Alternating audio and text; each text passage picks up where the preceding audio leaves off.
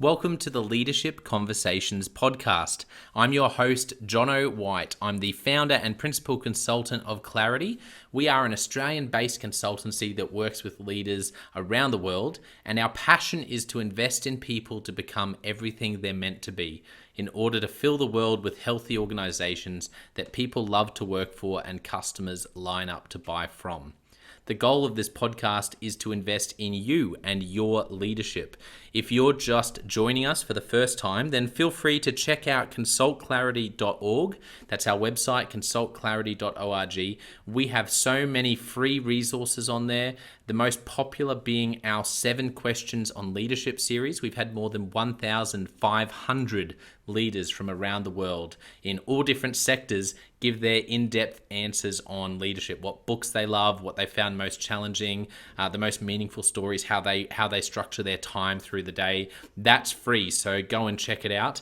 And we'd love to interview you about your leadership. I believe you have advice from your experience, your context, and your life so far that is important and can help other leaders. It's also a great way to give back. It's free to get involved, and you can do so by going to consultclarity.org/7-questions-interest, or just Google consultclarity.org 7 questions interest and fill out the form that pops up.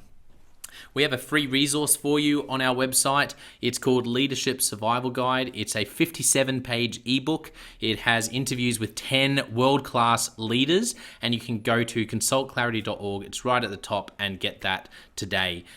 We also have a daily email that we send out to over 15,000 leaders, and that email contains the highlights, our best content from our podcasts, our blog, my book, the books that we're loving that are out there about leadership. It's also the best way to get access to our masterclasses and workshops before anyone else. And there's also exclusive and limited special options just for subscribers. And you can subscribe by going to consultclarity.org/subscribe.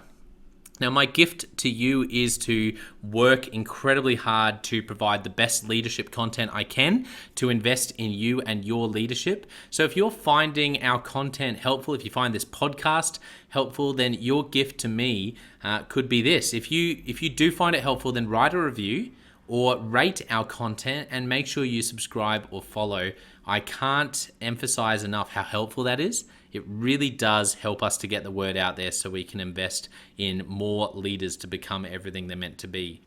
It also means a lot to me personally when people like you and people in our community share our content on social media. So if you do that, then please do look for me, Jonno White, to tag me, and look to tag Clarity on whatever platform you're on. And our team, including me, I'm always looking to see when people have mentioned us so that I can engage with you. And also we look at sharing content. So if you write something about something we've done, there's also a good chance we'll share that with our followers. So if you could do that, that is a massive, massive help as we try to invest in as many leaders as we can around the world. Last of all, you can check out my book about how to deal with difficult people even if you hate conflict. It's called Step Up or Step Out. It's available on Amazon. You can just look up Step Up or Step Out Jonno White, or you can go to store.consultclarity.org/book and check it out there. I have coached leader after leader after leader, and in more than 50% of the sessions, this topic comes up. How do I deal with this person? I'm finding it really difficult, and I just want to find a way that doesn't blow up to just to have a difficult conversation, to lead them better. How do I do that? There's a 3-step process that I outline in this book that I believe can help you. Okay, let's get into today's episode of the Leadership Conversations podcast. Enjoy.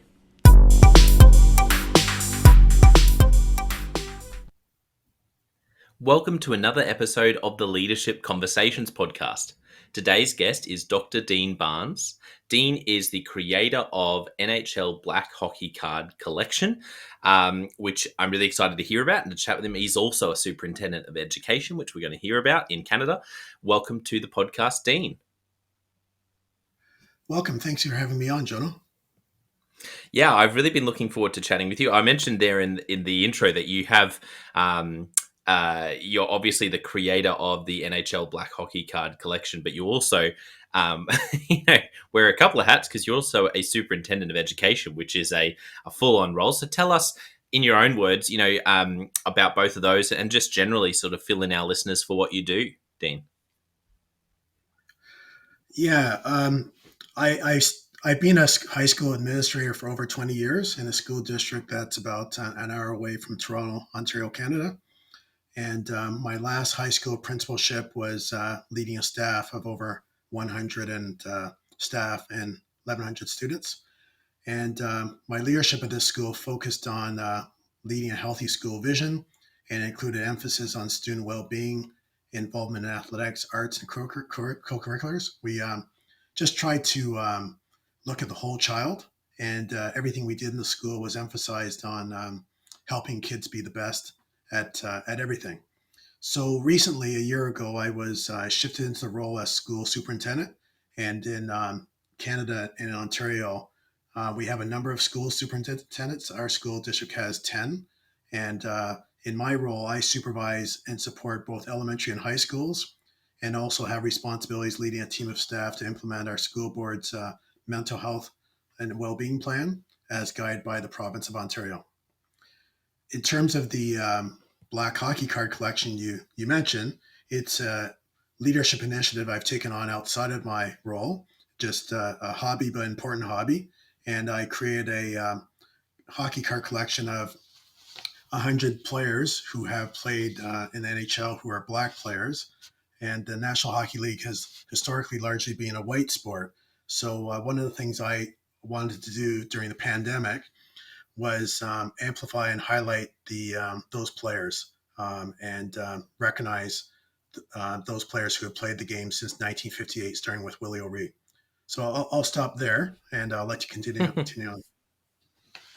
Yeah, no, it's incredible work you're doing, and we will make sure before the end of the podcast that we also make it really clear how people can find out about that. And because I think it's an amazing initiative, and I just really love that you're doing that. And it's great as part of a leadership conversations podcast that obviously we're talking about ideas, but I always do really enjoy when someone's got something like that it's not just an idea or wisdom or a principle that you use. It's like, okay, here's something you've actually pioneered and you're doing as a leader, which is amazing. So congratulations on that initiative.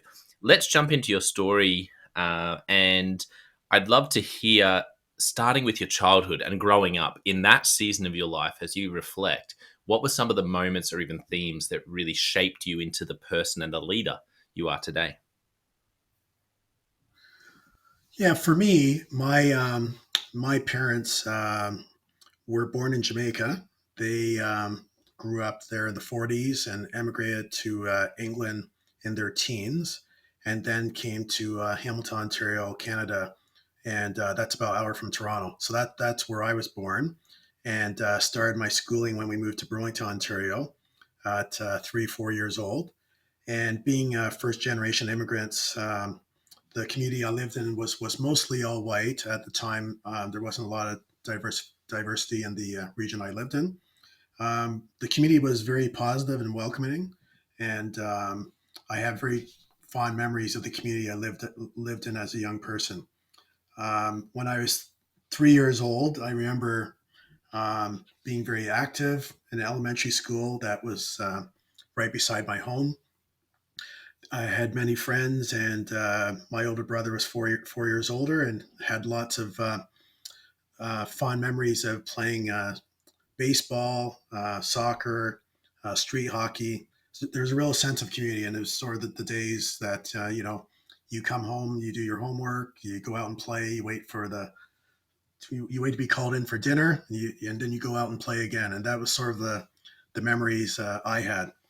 I Sports played a big part in my life, and when I was in grade 3, I remember excelling in high jump and running in track and field and cross country. And high jump was so much part of my life. I kind of dreamed of being in the Olympics one day and being a high jumper. And I distinctly remember one summer the school gave me the high jump pit.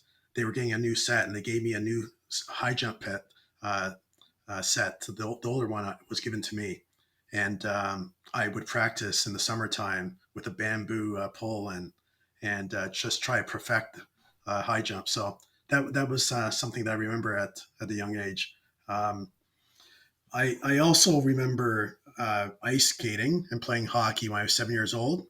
I first started skating. My sister took me out to a public rink near our house. I played hockey at the highest competitive level, starting at age 9. Traveled from city to city, and met very fond memories of establishing long friendships with people that are still my friends today, and even in my 50s. Yeah, that's incredible. I am a sports fanatic. I love all sports. I've mentioned before that when I was growing up, I remember, there were less channels on TV than there are now. You can really, if you love sports, you can be watching anything. But here in Australia, there were only sort of 3 or 4 channels, or that's all we had when I was younger. And so I remember sometimes I would just watch lawn bowls, which I had really no interest in, but I love sports so much that I would, if nothing else was on, I would be sort of like, oh, okay, well, I'll just watch some lawn bowls. And it's not for Yeah, everyone. I know a lot of listeners may not love sport, but when someone like yourself mentions, growing up and playing at such a high level, I'm interested. What are some of the lessons you learned? You mentioned the friendships that have lasted this long. What about the lessons yeah, you learned, even as a 9-year-old playing hockey? What are some lessons from playing sport that have stuck with you in leadership? yeah. Yeah, there's a few distinctive ones that even to this day I still remember, and my friends are still in the neighborhood who played with me still remember. Um, being down in a series when we were 12 years old, down 2 games, and a coach preparing us mentally for the game to sort of just relax and have fun and stick together, and ended up coming back and winning that series 3 games to 2, and then going on a run for 3 more series and making it to the Ontario finals. It's just little things that teach you to be disciplined and to positively cheer each other on, and a lot of psychology behind what it takes to win. So lots of lessons learned. We're sort of never giving up. How important relationships are, how to support each other when confronted by challenges, and the positive influence the coaches had on us at that age were very influential in terms of the impact even today, and the lessons I learned carry into to leadership. You know, um, Sometimes you win, sometimes you lose. The low Mm, points, the losses, the commitment, mm, the discipline, staying calm. That developed to this day for me, staying calm and being competitive. So yeah. those are some of the lessons. I mean, they kind of thread through all the different experiences, but those were some of the things I remember. Yeah, that's brilliant. I've just watched yesterday morning, as we're recording this in May 2022.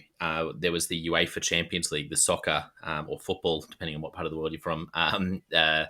In my opinion, probably one of the best sporting competitions in the world, the European club soccer competition, UEFA Champions League, and the team that won yesterday, Real Madrid.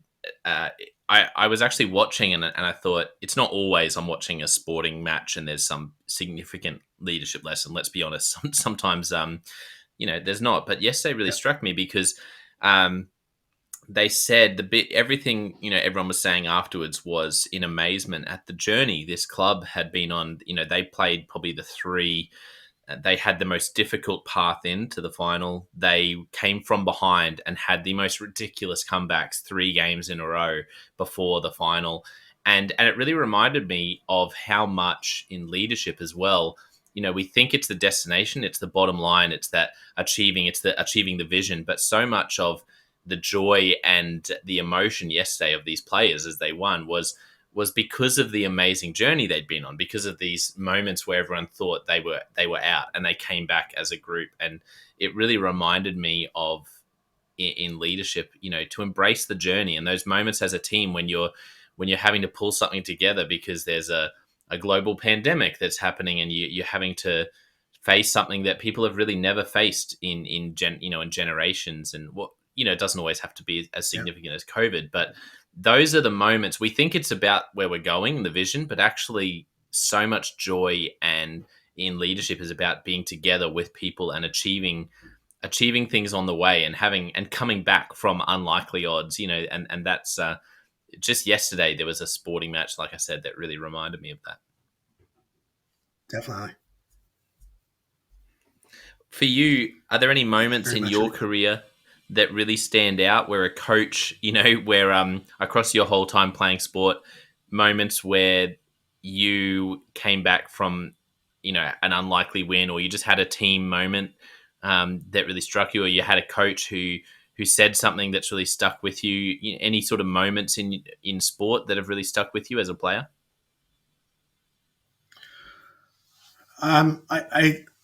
I think in high school when I played high school hockey, I remember it's one of the teams most memorable for me in terms of how we bonded together.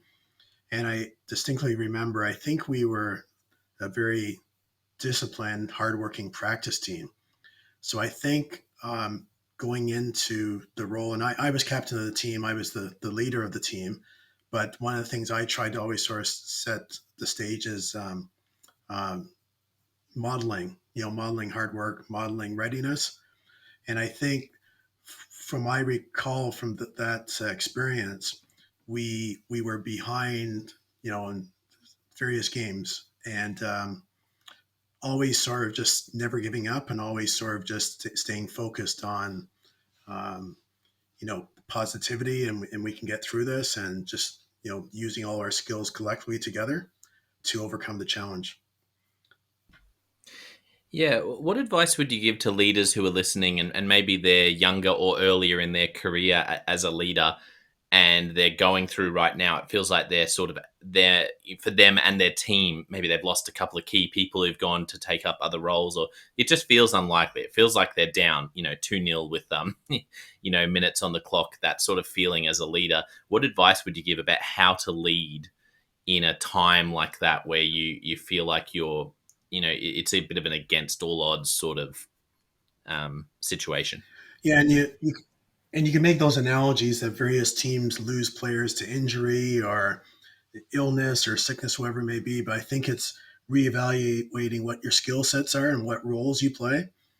I in various sports at sometimes I was the star. I was the person getting all the minutes. But later on in my career, when I played university hockey, I was a fourth line player, and my job was to go out every couple minutes in the period and you know play a specific role as a checker. But when people lose players, I think you have to reassess who's got the skills on your team and who has to readjust. Maybe some people have a diversity of skills. They've been directed to do this one portfolio, but maybe they have to change and adapt and adjust and lead the team. So collectively, the sum of all the parts ends up meaning that your team can be successful. Yeah, that's great advice. um, as you grew older, I guess, stepping away from sports and just talking about your life in general, do you remember the first leadership opportunity, or one of the first times where you really felt out of your depth, or where you had a group of people you were managing and it was a bit of a step up for you as a leader? I I think I've had those experiences throughout my life, even before I got into formal jobs, even university, having co-op experiences. I think I grew a lot to that point in time because you're into a new realm. You kind of rely on mentors. Hopefully, people have mentors around them, and you bounce ideas off of them. You don't go alone, and you reflect upon what things you could do differently, and have conversations about envisioning where you're heading. So I remember always sort of having people around me where I could bounce my ideas off and my setbacks and readjust. Yeah, absolutely. And along the way in those sort of situations, who have been some of the mentors for you, the people who've had the biggest positive influence on your leadership, Dean? Well, first and foremost, my parents, because of the journey they followed through to come to Canada, and their lives were really emphasized education. Their lives got them to where they were. My mother's a retired nurse, and my dad's a retired teacher. And my dad, in particular, was very much supportive of the students. He was always a champion for underserved students. He was well liked and volunteered quite a bit in the community, um, and coached a lot at school as well. So I kind of looked up to the approach he took. I initially wasn't sure I was going to be an educator, but when I became an educator, I was able to start teaching at the same time when he was winding down his career. And we sort of had some great conversations about, and had observed as a younger person the approach he took to education. And he drove a long distance to do the job he did, so we could live in the community where we did as well. But he always sort of you know made a full commitment. He'd drive through snowstorms to get to work. He was always the earliest person at work, and the students gravitated towards everything he did, and staff really respected him as a colleague. I know one of the years he won Teacher of the Year for his school district. Yeah, that's so awesome that you had that role And model.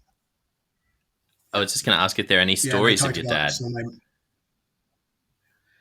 well, yeah. I mean, I I talk about driving through snowstorms to work. That was pretty common for him to do as well, and receiving the award for Teacher of the Year. And he developed a program which was just sort of designed to collaborate and involve parents into involvement in the school and have them feel partners of the school. And I think this is well before we started talking about those partnerships. He was kind of visionary in running presentations for parents at the school he worked at. So he just kind of was a very likable educator, which is a skill set that I've Mm, tried to aspire to. Relationships are important, and yeah. respect from your colleagues, and having positive rapport with your students. Yeah, absolutely. Sorry, it sounded like you were going to talk about some other people there who have really mentored you and inspired you. Yeah, I was just going to also mention, my mother being a nurse at her hospital as well, and again, sort of the traits of having to deal with a lot of crisis and conflict, but she was always sort of calm in how she went about her work. So again, I just sort of had two people to really look up to that were really professionals in the work they did. Yeah, that's incredible. I always do enjoy hearing when people have parents who are such role models. That's amazing.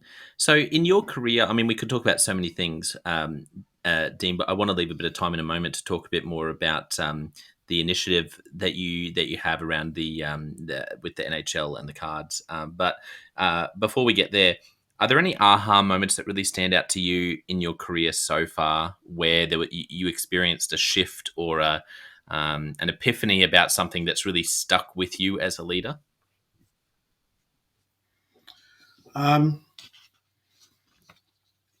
yeah, I think for me, it's over my career learning that it's important to give people voice and input into decisions that you're making. And so I learned that throughout my career, that you end up with more power in the end if you allow people input into decisions, and people will go through the wall if they trust you.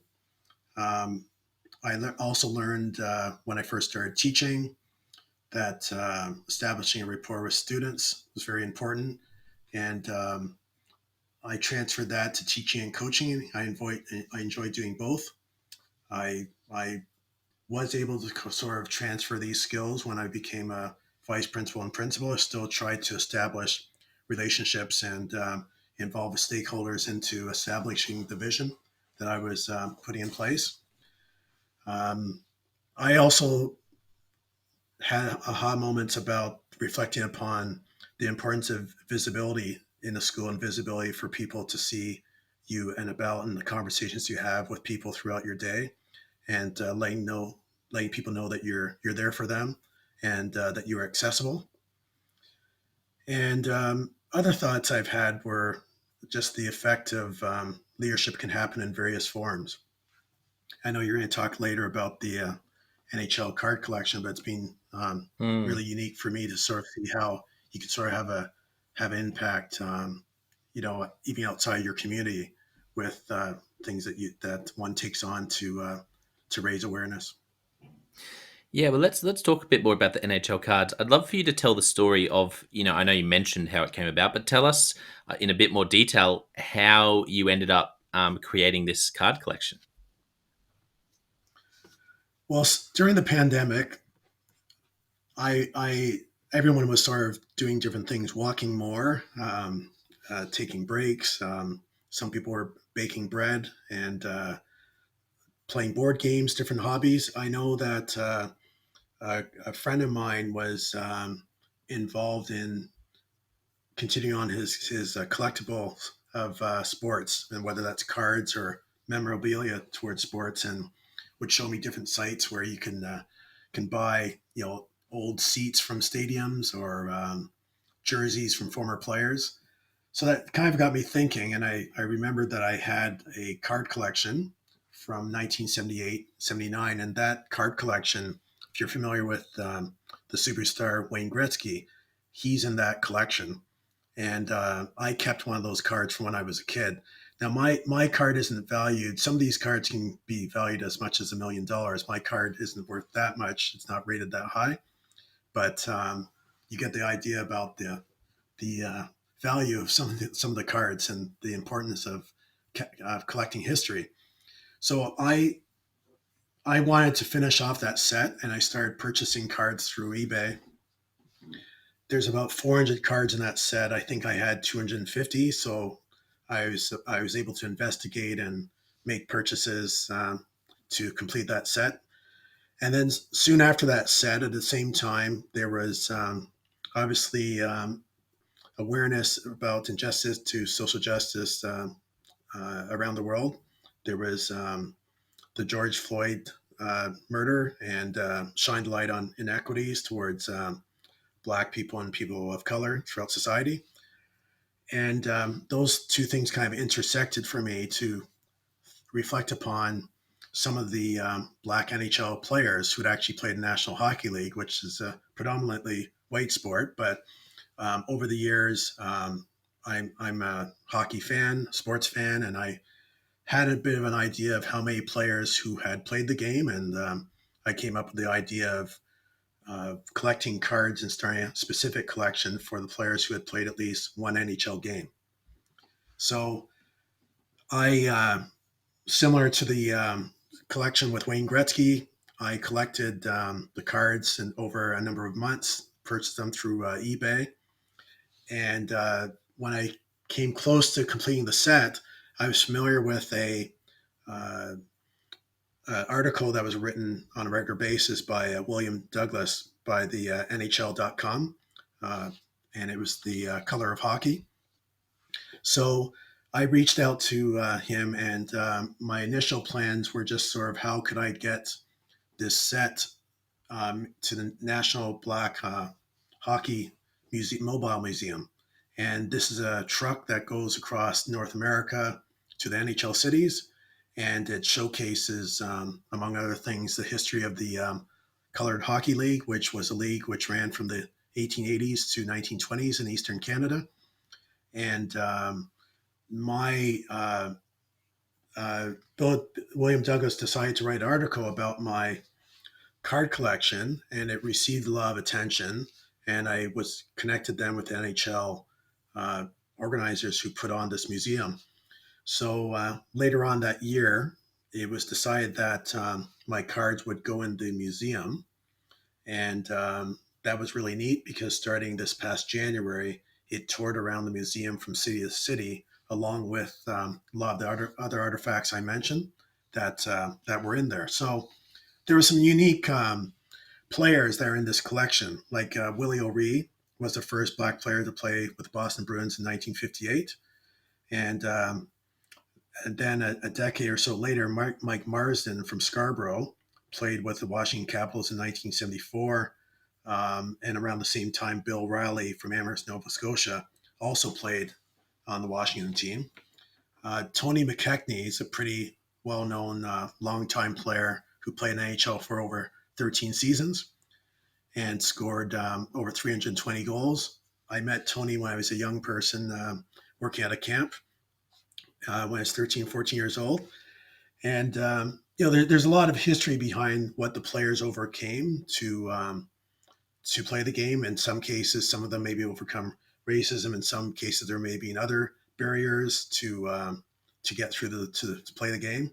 I know in the case of Tony McKechnie, when he was drafted by the Birmingham Bulls, um, they I think that team in Birmingham sort of would receive pressure from season ticket holders not to have a black player play on that team.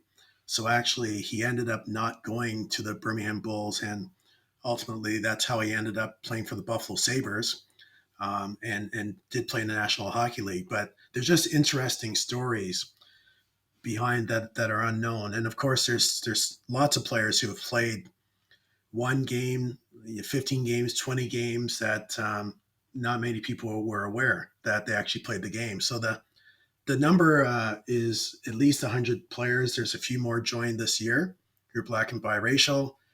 There's also interesting storylines such as there's many brother combinations in the card collection that I've assembled.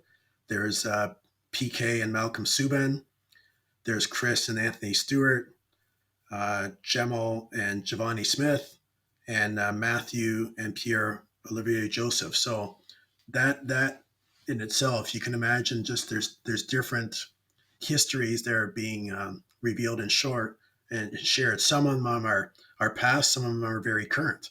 That just unique to be able to amplify and demonstrate to young people, whether they're black or not, that there's lots of diversity um, that could be built in the game. I think many Yeah. people agree that there are some things that could help diversify the league in NHL, and this is just one of many ways. I'm just one of many people that are part of promoting. Yeah, absolutely. I want to ask you, for listeners who really want to make a difference, I love the education piece in what you're doing, and just helping people see the diversity that's already been there when people haven't necessarily realized that, and just maybe opening the eyes of particularly those those kids who may not have realized there may have been a block for them to actually think they could be an NHL player. So that education and that awareness is amazing. And I guess what I want to ask is for people who want to make a difference in this space, in bringing awareness and education as a leader, no matter what country they're in, no matter what, I guess addressing systemic issues like this in the different forms around the world, what advice would you give around how to do that or where to start? Because it can feel overwhelming. It can feel also like a minefield. Like I want to do something to help, but I also don't want to do something that actually ends up being unhelpful, because I just don't, I maybe I lack awareness. Yeah, do you have any advice for leaders who are listening about where to start if they want to make a difference in this sort of space? Well, I think there's some parallels you can make with the what I have described with the NHL Black Hockey Card Collection and in general equity initiatives people are sort of digging into right now.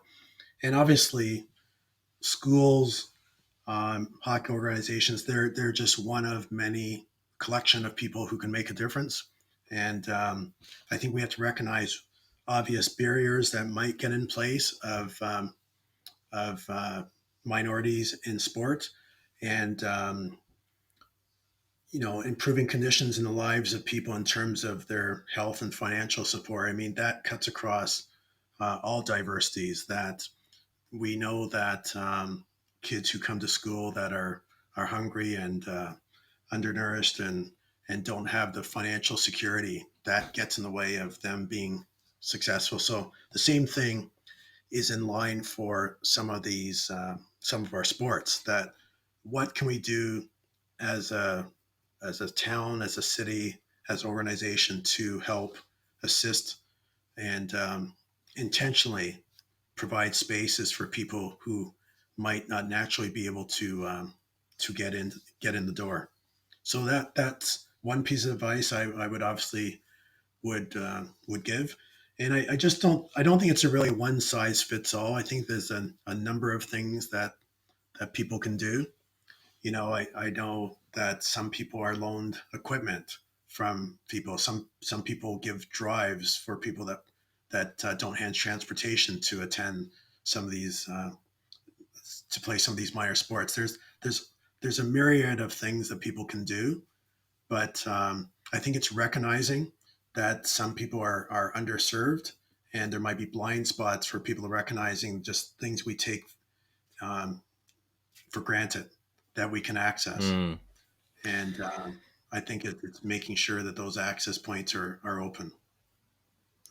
Making sure that those access points are open. I love that. I think that's really wise advice. I think that's something that anyone can do is review your team, your role, your organization, and do not just from your perspective, but really try to find out how open are the access points here? Where have we, without realizing it, sometimes unintentionally, created closed access points for certain people, and what can we do to open that up? I think that's a great starting point. So thank you for your thoughts on that. Yeah. I want to ask, how can people find out more about your this initiative that you have with the NHL cards if people are really interested, Dean?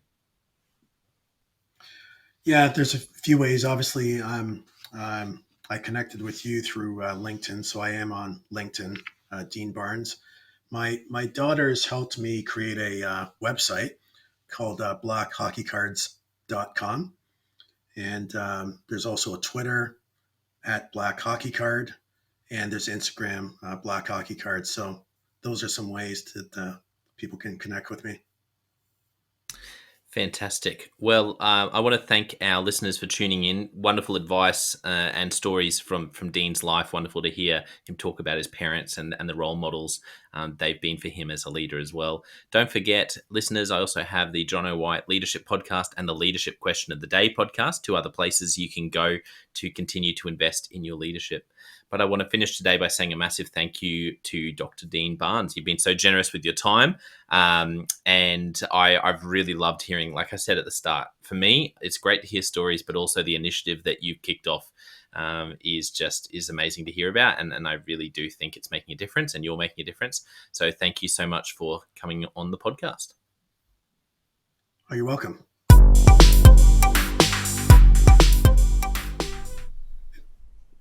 Well, I hope you enjoyed that episode of the Leadership Conversations podcast as much as I did.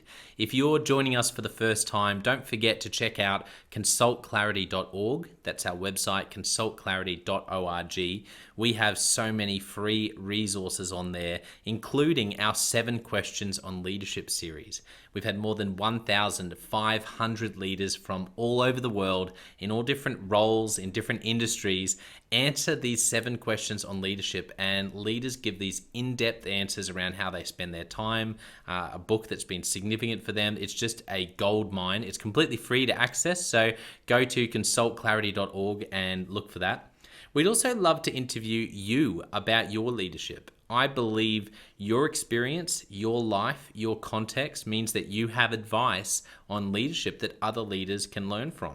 Yes, you, if you're going, not me, well, no, I really believe you would have something to add. So if you're looking for a way to give back, it's completely free to get involved. And we would love to interview you through the 7 Questions on Leadership. You just go to consultclarity.org/7-questions-interest, or Google consultclarity.org 7 questions interest and fill out the form and get involved.